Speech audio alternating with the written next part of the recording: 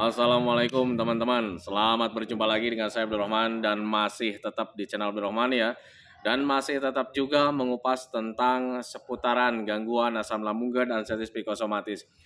Nah, di season kali ini saya akan kembali menjawab pertanyaan-pertanyaan yang ada di kolom komentar, teman-teman ya. Pertanyaan yang ada di kolom komentar di video sebelumnya. Nah, makanya bagi teman-teman yang merasa bertanya di kolom komentar di video sebelumnya, tolong tonton videonya sampai habis, jangan di-skip biar kalian nanti mengerti, biar kalian nanti paham, dan ketika mengerti dan paham, kalian bisa menanganinya dengan mudah seputaran apa yang kalian pertanyakan. Nah itu teman-teman, nah makanya tolong tonton videonya sampai habis, jangan di-skip. Dan kemudian seperti biasa ya, bagi teman-teman yang baru bergabung, kalau seandainya kalian mau bertanya tentang seputaran gangguan asam lambung dan sensitif psikosomatis, alangkah baiknya kalian tonton dulu video-video saya sebelumnya, karena untuk seputaran gangguan asam lambung dan sensitif psikosomatis semuanya sudah saya share ya. Dari mulai cerita saya yang terkena gangguan asam lambung dan sensitif psikosomatis, kemudian merasakan 1001 macam sensasi yang sangat tidak nyaman, itu sudah di-share teman-teman ya. Dan kemudian bagaimana cara menangani setiap sensasi yang hadir, itu juga sudah di-share. Nah makanya biar lebih jelas, biar lebih detail, alangkah baiknya kalian tonton dulu video-video saya sebelumnya. Nah itu teman-teman ya. Dan kemudian bagi teman-teman yang baru bergabung juga, seperti biasa juga, kalau seandainya kalian belum subscribe channelnya, mohon videonya itu di subscribe dulu, karena untuk subscribe itu tidak memerlukan biaya, tidak memerlukan pendaftaran. Jadi subscribe itu adalah hal yang sangat mudah sekali bagi teman-teman lakukan ya. Jadi teman-teman itu cukup memijit saja tulisan subscribe, biar kenapa? Jujur ya, biar videonya itu cepat berkembang dengan baik. Dan kalau seandainya videonya itu berkembang dengan baik, sudah barang tentu itu akan menambah semangat tersendiri buat saya untuk terus nge-share tentang seputaran gangguan asam lambung dan sensitif psikosomatis ini terhadap kalian. Kemudian yang lebih penting dan yang lebih utamanya, tekan juga tombol lonceng sama tombol like-nya ya, biar kalian itu dapat notifikasi atau pemberitahuan video saya yang terbaru. Karena saya itu akan terus nge-share tentang seputaran gangguan asam lambung dan sensitif psikosomatis ini terhadap kalian, dengan tujuan semoga saja videonya itu menjadi wasilah atau jalan keluar bagi kalian yang sedang mengalami gangguan asam lambung dan sensitif psikosomatis hingga membaik ya, apalagi sampai sembuh total. Amin ya robbal alamin. Ya minimal hanya memberikan motivasi saja, atau lebih minimalnya lagi hanya sekedar menemani kalian yang sekarang sedang merasakan tidak nyamannya dari gangguan asam lambung dan sensitif psikosomatis. Nah itu teman-teman ya.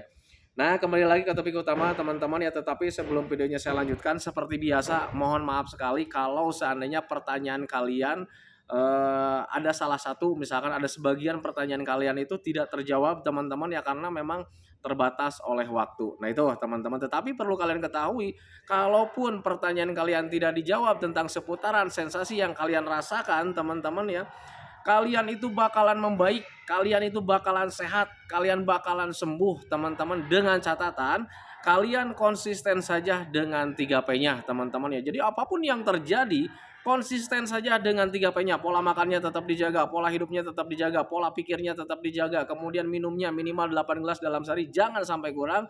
Kemudian selalu mengupayakan gimana caranya supaya hati dan pikiran kita itu tetap senang. Kalau seandainya kalian konsisten ke arah sana, sebetulnya tanpa kalian sharing, berbagi pengalaman dengan teman-teman yang sudah sembuh juga, kalian itu bakalan membaik teman-teman ya, bakalan sehat, bakalan sembuh. Nah itu teman-teman ya.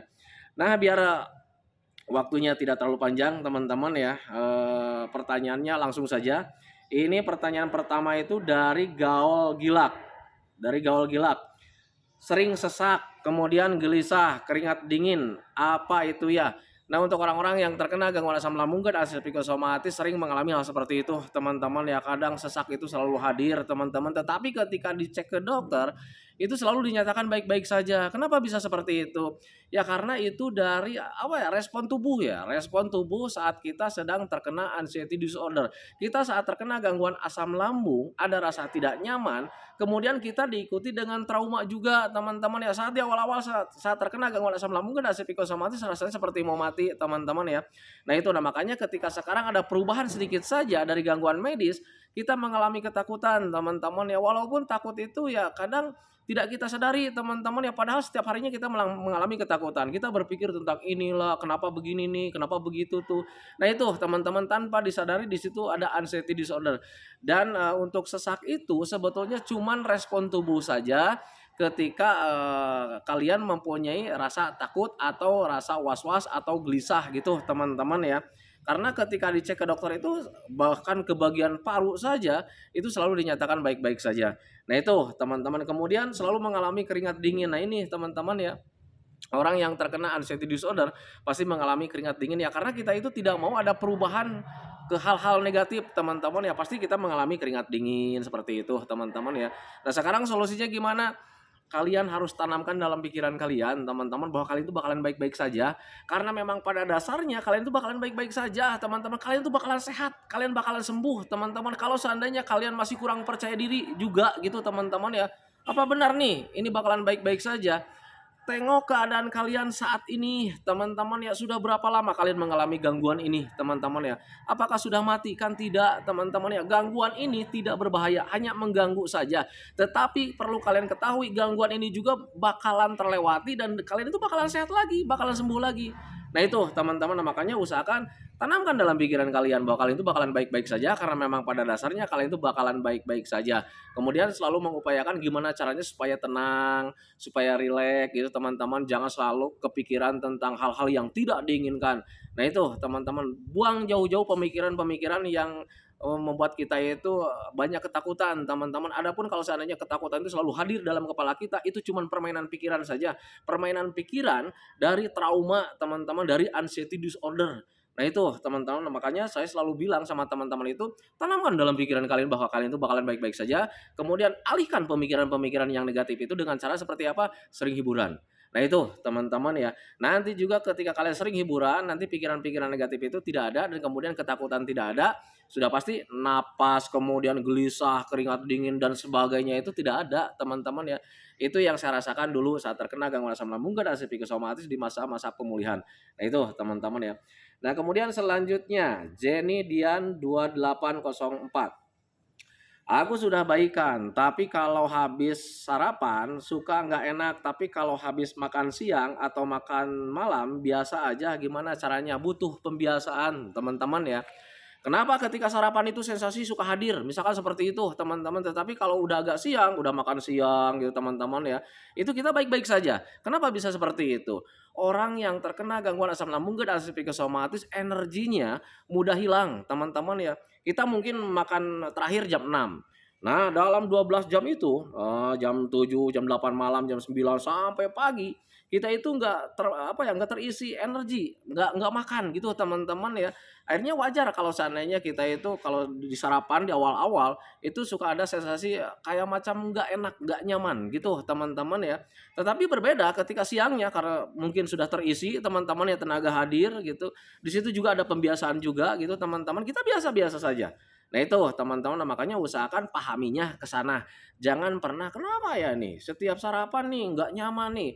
Padahal kalau seandainya siangnya itu baik-baik saja. Atau misalkan Pak saya itu udah setiap makan malam besoknya itu baik-baik saja. Ada perasaan tidak apa ya, sangat nyaman sekali lah gitu teman-teman ya. Ya mungkin kalian durasinya makannya itu nggak terlalu lama kalau seandainya ada makan malam teman-teman. Tetapi perlu kalian ketahui untuk orang-orang yang terkena aslam, usahakan makan malam itu hindari teman-teman ya.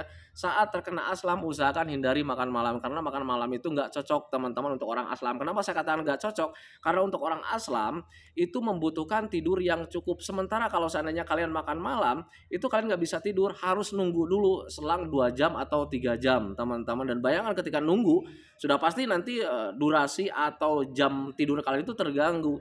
Nah itu teman-teman, makanya usahakan untuk orang-orang yang terkena gangguan aslam itu hindari makan malam. Nah itu teman-teman ya.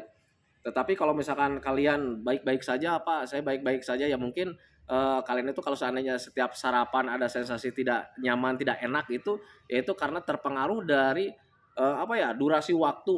Karena untuk orang yang aslam itu mudah hilang energinya. Nah itu teman-teman, dan makanya pahami saja ke sana. Kemudian selanjutnya dari Tia Mutia, sering menguap nggak plong, ngomong nggak plong, leher sebelah kanan agak bengkak. agak bengkak, tapi nggak ada benjolan. Nah, untuk saya pribadi juga sama dulu teman-teman, jadi ketika menguap itu nggak plong ya, nggak lepas, kadang suka tersendat. Jadi nguapnya itu nggak lanjut sampai sampai berhenti berhasil gitu teman-teman ya, kadang suka tertahan, nguapnya itu suka tersendat-sendat. Nah itu teman-teman, itu saya dulu saat terkena gangguan asam lambung dan asam psikosomatis. Nah kenapa bisa seperti itu? Itu biasanya terpengaruh dari anxiety disorder teman-teman ya, kita itu sedang mode bertahan lah, sedang mode waspada lah, sehingga ya banyak penegangan juga gitu teman-teman, sehingga nguap juga terpengaruh, ngomong juga terpengaruh teman-teman ya, karena kita waspada ya setiap harinya karena anxiety disorder itu teman-teman ya.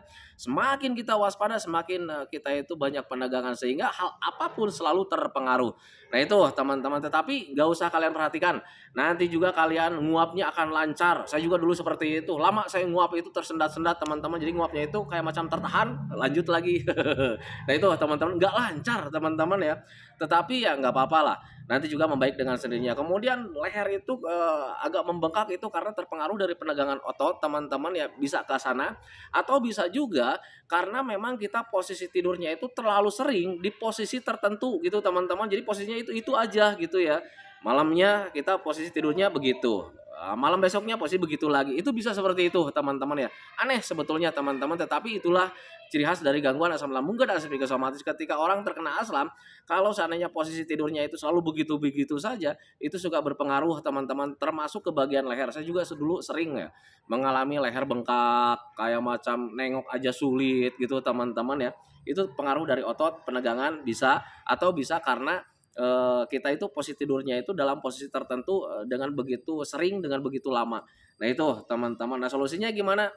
Nggak ada solusi seperti itu teman-teman ya, nggak usah dipikirin, nanti juga membaik dengan sendirinya. Kalau dipikirin nanti tambah stres, saya juga dulu seperti itu, kepikiran sakit leher nih, kenapa nih, akhirnya nguap nguap juga, kadang tersendat-sendat, kenapa nih tersendat-sendat, kepikiran terus teman-teman, akhirnya ya tanpa disadari di situ ada stres juga. Nah makanya untuk orang-orang yang terkena gangguan asam, ketika mempunyai hal seperti itu nggak usah dipikirin teman-teman, nanti juga membaik dengan sendirinya teman-teman ya. Kalau seandainya kalian pikirin nanti tambah stres teman-teman ya, dan stres itu bisa mempengaruhi proses pemulihan dari gangguan asam lambung dan asam psikosomatis. Yang harus kalian lakukan saat ini adalah perbanyak minum, kemudian sering berjemur, kemudian sering jalan-jalan, sering hiburan juga. Lakukan itu dengan konsisten, nanti juga bakalan hilang dengan sendirinya sensasi seperti itu. Nah itu teman-teman, makanya pahami saja ke sana. Nah kemudian selanjutnya dari tadi dari Tia Mutia ya. Nah sekarang selanjutnya dari Lipau. Lutut sering lemas dan sakit, jadi kepikiran takut stroke. Nah ini video yang judul seperti ini sudah saya share di video-video yang terdahulu teman-teman ya. Saya dulu itu kepikirannya, wah ini takutnya stroke, bukan stroke ya, stroke dini, tapi lebih identik ke pengeroposan tulang. Kalau saya dulu gitu teman-teman, akhirnya yang dirindukan itu cek ke dokter. Dan kata dokter itu selalu dinyatakan baik-baik saja teman-teman ya. Nah tetapi kenapa untuk orang-orang yang terkena gangguan asam lambung dan asam psikosomatis selalu mengalami lutut sering lemas, sakit, jadi kepikiran takut stroke. Lutut sering lemas itu wajar teman-teman ya, karena kebutuhan untuk tubuhnya itu tidak terpenuhi setiap harinya, wajar. Kalau misalnya pencernaannya itu sedang error teman-teman, ditambah lagi kita ada stres, terlalu banyak pikiran terhadap penyakit teman-teman. Stres itu bisa menguras energi kita dengan cepat, alhasil sudah pasti kebutuhan untuk tubuhnya itu tidak terpenuhi setiap harinya, dan bahkan bisa mempengaruhi ke bagian lutut. Lutut terasa lemas ya wajar, karena memang energinya nggak ada teman-teman. Kemudian lutut terasa sakit itu karena memang penegangan otot juga bisa ke sana teman-teman, karena dulu juga saya mengalami hal seperti itu. Tetapi lagi-lagi saya tidak memperhatikan ke sana teman-teman ya, mencoba tidak memperhatikan tetapi ketika di awal-awal memang jujur, karena memang saya dulu anxiety-nya itu masih besar juga, selalu kepikiran juga. Tetapi kalau misalnya kita pikirin terus secara berulang-ulang, nambah stres teman-teman ya. Nah makanya dulu itu saya mencoba berpikir ini kejadian udah lama nih, gitu kan, tapi nggak stroke-stroke juga, tetapi nggak keropos-keropos juga tulangnya. Waktu dulu saya berpikirnya seperti itu. Nah makanya dulu itu mencoba belajar masa bodoh saja, masa bodoh lah. Yang penting saya tetap jaga 3P-nya, pola makannya tetap dijaga, pola hidupnya tetap dijaga, pola pikirnya tetap dijaga, kemudian minumnya minimal 8 gelas dalam sehari, jangan sampai kurang. Selebihnya selalu mengupayakan gimana caranya supaya hati dan pikiran kita itu tetap senang. Nah itu teman-teman, kemudian bantu juga dengan sering berjemur seperti itu. Nanti juga hilang dengan sendirinya sensasi seperti itu, tiba-tiba kita normal aja. Nah itu teman-teman, nah makanya pahami saja ke sana. Jadi untuk orang-orang yang terkena aslam, belajar masa bodoh saja, yang penting sekarang, konsisten saja sama 3P-nya, kemudian selalu mengupayakan gimana caranya supaya hati dan pikiran tetap senang. Nah itu teman-teman ya. Nah kemudian selanjutnya dari MyLove 667, 90% sudah oke Pak, tinggal anxiety yang masih awet, apa mungkin trauma juga, gimana solusinya?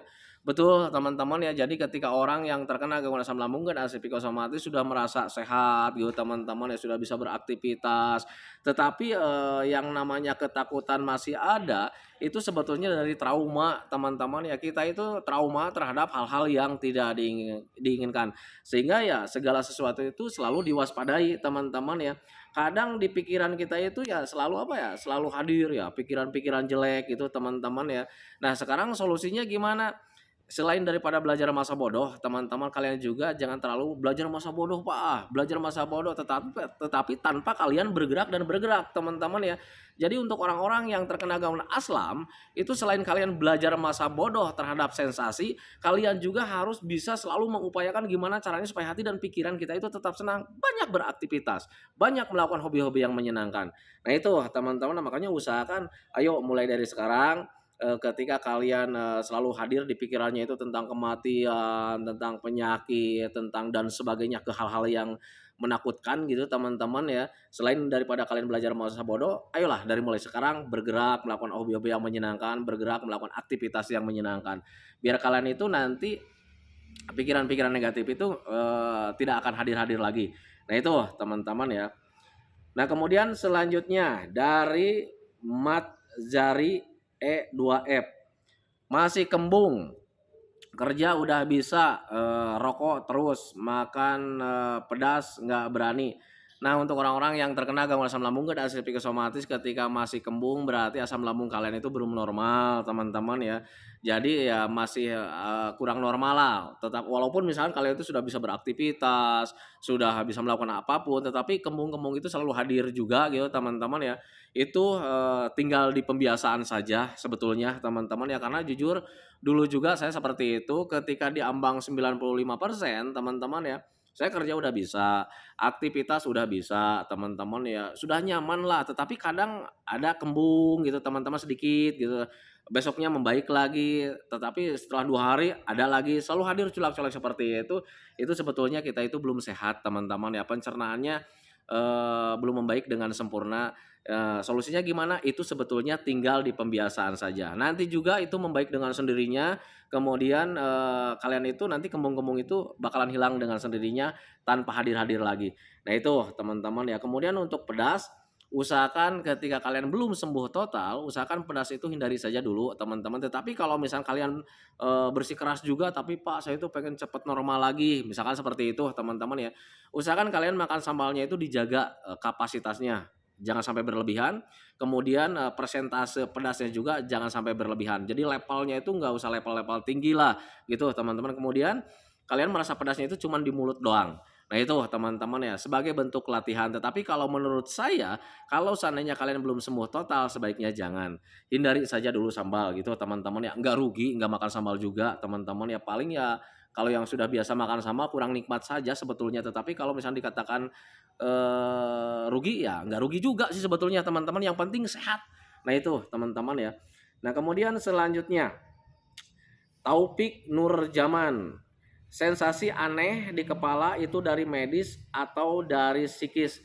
Itu dari psikis teman-teman ya, biasanya sensasi aneh di kepala itu efek atau dampak stres teman-teman ya. Tetapi untuk orang-orang yang terkena gangguan aslam itu kalau seandainya dikatakan stres suka mengelak. Pak saya tuh nggak stres. Yang saya katakan di sini bukan stres gila, bukan teman-teman ya. Stres di sini itu adalah terlalu banyak pikiran. Tetapi kalau misalnya kalian mengelak juga, Pak, saya itu nggak terlalu banyak pikiran. Coba ingat-ingat teman-teman ya, apakah kalian selalu selalu berpikir tentang penyakit setiap harinya, selalu berpikir tentang sensasi, selalu berpikir tentang keadaan kita saat ini gimana nih. Nah itu teman-teman ya. Yang namanya stres itu adalah sebuah pemikiran atau misalnya suatu permasalahan yang selalu dipikirkan secara berulang-ulang. Nah, itu bisa dikatakan stres, teman-teman ya. Dampaknya banyak sekali ya, teman-teman ya.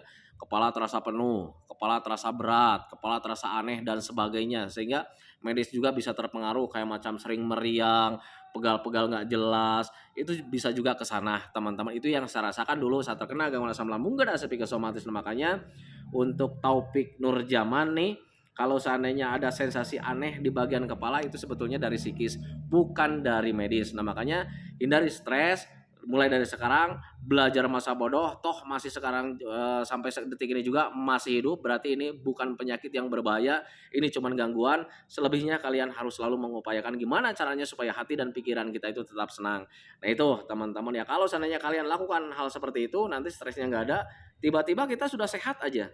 Nah itu teman-teman, itu pengalaman saya dulu, karena saya juga dulu saat terkena gangguan asam lambung dan asam psikosomatis itu sembuhnya, sehatnya dengan terlupakan. Terlupakan oleh apa? Terlupakan dengan hal-hal yang menyenangkan, tetapi tidak meninggalkan 3P-nya juga. Nah itu teman-teman, makanya pahami saja ke sana. Nah kemudian udah 20 menit nih, 20 menit lebih. Nah kemudian selanjutnya Linda 0610. Udah 4 tahun hari-hari biasa, udah 4 tahun hari-hari biasa enak. Tapi kalau dengar orang sakit sama dengar kabar M masih sering takut dan gelisah. Nah itu berarti tinggal di psikisnya saja ya, tinggal di ketakutannya, tinggal di anxiety disordernya teman-teman ya. Jujur, saat terkena gangguan asam lambung dan asam psikosomatis, kadang kita itu selalu menyamakan dengan penyakit orang lain. Kalau seandainya ada orang yang meninggal itu kadang suka menyamakan, kadang suka cari tahu ya. Karena jujur untuk orang aslam itu jiwa keponya itu sangat besar. Kenapa nih orang itu meninggal? Jangan-jangan gangguan aslam nih ya. Selalu seperti itu teman-teman ya. Kemudian tanya-tanya sakitnya kenapa, keadaannya gimana dan sebagainya teman-teman ya. Karena ya kitanya takut gitu teman-teman ya. Nah untuk orang-orang yang terkena gangguan asam lambung dan asam psikosomatis, ketika kalian selalu mengalami ketakutan seperti itu, mendengarkan kabar duka, mendengarkan kabar orang lain sakit, selalu menyamakan gitu teman-teman. Apalagi kalau seandainya lagi ngobrol itu ngomongin penyakit, ngomongin orang sakit itu suka bikin tidak nyaman teman-teman ya. Berarti itu dari mental teman-teman ya, dari psikis kalian teman-teman, dari mental kalian belum mental baja gitu teman-teman, belum ada rasa cuek. Nah solusinya gimana? Yang pertama, hindari berita-berita duka, kemudian hindari obrolan-obrolan tentang penyakit, tentang hal-hal yang tidak diinginkan teman-teman. Tetapi kalau misalnya kalian, Pak, tapi saya itu pengen cepat membaik, ya usahakan kalian hadapi saja teman-teman. Ada orang ngobrolin tentang penyakit, hadapi saja. Karena untuk ngobrol tentang penyakit itu nggak bahaya juga teman-teman, justru itu akan menambah wawasan. Nah itu teman-teman, kemudian ketika mendengarkan kabar duka juga kalian nggak usah ketakutan teman-teman ya, lawan saja, hadapi saja. Biar mental kalian itu menjadi mental baja teman-teman. Kalau seandainya kalian membiasakan diri seperti itu teman-teman ya, ada orang meninggal kalian datang gitu teman-teman, apalagi kalau seandainya kalian ikut ke makamnya teman-teman, kalian biasakan seperti itu, nanti juga kalian bakalan normal kembali teman-teman ya. Ingat ada pepatah mengatakan kita itu bisa karena terbiasa, jadi kita itu mentalnya itu tumbuh lagi karena terbiasa menghadapi hal seperti itu. Nah itu teman-teman, makanya pahami saja ke sana. Jadi untuk Linda 0610 itu berarti mentalnya belum normal 100%, belum ada rasa cuek, belum ada pembiasaan. Nah itu teman-teman ya. Nah kemudian selanjutnya, udah 23 menit teman-teman, satu lagi ya. Ini sebetulnya pertanyaannya banyak teman-teman, tetapi karena memang durasinya saya batasi teman-teman ya. Tetapi bagi teman-teman yang belum terjawab, mohon maaf kalau seandainya tidak terjawab, tetapi kalian tenang, kalian juga bakalan membaik lagi teman-teman ya. Selanjutnya dari Malka Juliansa, masih di zona hilang timbul. Masih di zona hilang timbul itu sebetulnya proses pemulihan teman-teman. Jadi proses pemulihan untuk orang-orang yang terkena gangguan asam lambung dan asam psikosomatis itu nggak kayak macam begini, kita pelajari hari ini, kita tangani hari ini, besoknya sembuh 100% total selamanya. Tidak seperti itu teman-teman ya. Yang saya alami ketika saat terkena gangguan asam lambung dan asam psikosomatis, dari yang pertama sampai yang kedua kalinya juga sama teman-teman ya, proses pemulihannya seperti itu, hilang timbul. Hari ini membaik, besoknya tidak teman-teman ya. Bahkan kita 1 minggu sudah membaik, dalam 1 minggu itu ada aja 1 hari 2 hari yang membuat kita tidak nyaman. Kemudian 1 bulan kita merasa enak, merasa nyaman, merasa sudah sehat teman-teman ya. Tetapi dalam 1 bulan itu pasti ada aja 1 hari 2 hari yang membuat kita tidak nyaman. Kemudian 1 tahun kita membaik nih, tetapi ketika sudah 1 tahun kita membaik, ada aja 1 hari 2 hari yang membuat kita tidak nyaman. Kemudian ketika kita selamanya sudah membaik teman-teman ya, tapi tiba-tiba sakit. Jangan pernah kau anggap itu kambuh, teman-teman ya, karena pada dasarnya orang masih hidup itu pasti mengalami sakit-sakit biasa kayak macam sakit gigi. Jangan pernah kalian nyalahin, wah ini nih lambungnya jadi nih. Jangan seperti itu, teman-teman ya. Kemudian ketika kalian sudah 1 tahun nih misalkan sehat, tiba-tiba kalian demam, wah takut kalian. Jangan-jangan ini lambungnya jadi lagi. Takut kayak macam dulu lagi, kambuh lagi, anxiety disordernya dan sebagainya. Jangan seperti itu, teman-teman ya. Perlu kalian ketahui teman-teman ya, orang yang masih hidup tidak akan selamanya kalian itu sehat terus, tidak akan selamanya seperti itu, teman-teman ya. Termasuk saya, teman-teman. Walaupun saya sudah sembuh total, teman-teman ya, pasti mengalami sakit-sakit, teman-teman, kayak macam sakit gigi, demam, meriang seperti itu. Itu merupakan hal yang sangat wajar, teman-teman ya. Jangan kau anggap itu adalah gangguan asam lambung dan asam psikosomatis itu kambuh lagi. Jangan seperti itu, teman-teman. Nah, makanya pahami saja ke sana. Nah, itu teman-teman ya. Ini sebetulnya pertanyaannya masih banyak teman-teman, tetapi karena memang durasinya sekarang sudah 25 menit lebih, jadi videonya saya hentikan teman-teman ya. Bagi teman-teman yang belum terjawab, mohon maaf sekali atas keterbatasan saya, tetapi kalian juga nggak usah kecewa, kalian nggak usah bingung terhadap penyakit kalian, terhadap gangguan kalian, teman-teman ya. Kalian itu bakalan sembuh lagi, bakalan sehat lagi. Yang harus kalian lakukan saat ini, teman-teman, biar nggak terlalu banyak pikiran, fokus saja di 3P-nya, teman-teman ya. Pola makannya tetap dijaga, apapun yang terjadi, pola makan tetap dijaga gitu, teman-teman ya. Kemudian pola hidupnya tetap dijaga, apapun yang terjadi, pola hidupnya tetap dijaga. Tidur di malam hari harus cukup, olahraganya harus sering, berkegiatannya harus sering juga gitu, teman-teman ya. Kemudian pola pikirnya juga harus dijaga. Apapun yang terjadi, pola pikir harus dijaga. Jadi ketika kalian ada sensasi apapun, jangan selalu dikait-kaitkan dengan kematian, teman-teman ya. Jangan pernah kebingungan juga gitu, teman-teman ya. Tanamkan dalam pikiran kalian bahwa kalian itu bakalan baik-baik saja, karena memang pada dasarnya kalian bakalan baik-baik saja. Nah itu teman-teman ya. Nah makanya usahakan hindari stresnya, teman-teman. Jaga pola pikirnya. Kemudian selanjutnya, jaga minumnya, minimal 8 gelas dalam sehari, jangan sampai kurang. Nah itu teman-teman. Kemudian selebihnya selalu mengupayakan gimana caranya supaya hati dan pikiran kita itu tetap senang. Nah itu teman-teman, nah, makanya pahami saja ke sana. Nah itu teman-teman ya videonya, semoga saja videonya itu menjadi pencerahan buat kalian, semoga saja videonya itu menjadi wawasan buat kalian, ya minimal hanya sekedar menemani kalian lah. Nah itu teman-teman ya, baru pulang nih mereka nih. Nah itu teman-teman ya, jadi lupa nih penutupannya. Nah itu teman-teman ya. Nah itu teman-teman ya, videonya saya akhiri. Semoga saja videonya itu menjadi wawasan buat kalian. Semoga saja videonya itu menjadi pencerahan buat kalian. Ya minimal hanya sekedar menemani kalian lah, yang sekarang sedang merasakan tidak nyamannya dari gangguan asam lambung dan asam psikosomatis. Kemudian seperti biasa, sebelum saya akhiri videonya, saya selalu mendoakan sama teman-teman itu, semoga saja teman-teman itu cepat sehat lagi, cepat sembuh lagi, cepat kembali lagi keadaan kalian yang dulu, baik semangatnya, moodnya, tertawanya, pokoknya kehidupan kalian yang berwarna itu, semoga saja cepat kembali lagi, karena memang saya yakin 100% bahwa keadaan kalian yang dulu itu sangat dirindukan sekali. Nah itu teman-teman. Kemudian doakan saya juga teman-teman ya, agar saya itu tetap sehat, tetap kuat, tetap ceria, agar masih bisa tetap menemani kalian. Nah itu teman-teman ya. Saya hentikan videonya teman-teman ya. Assalamualaikum warahmatullahi wabarakatuh.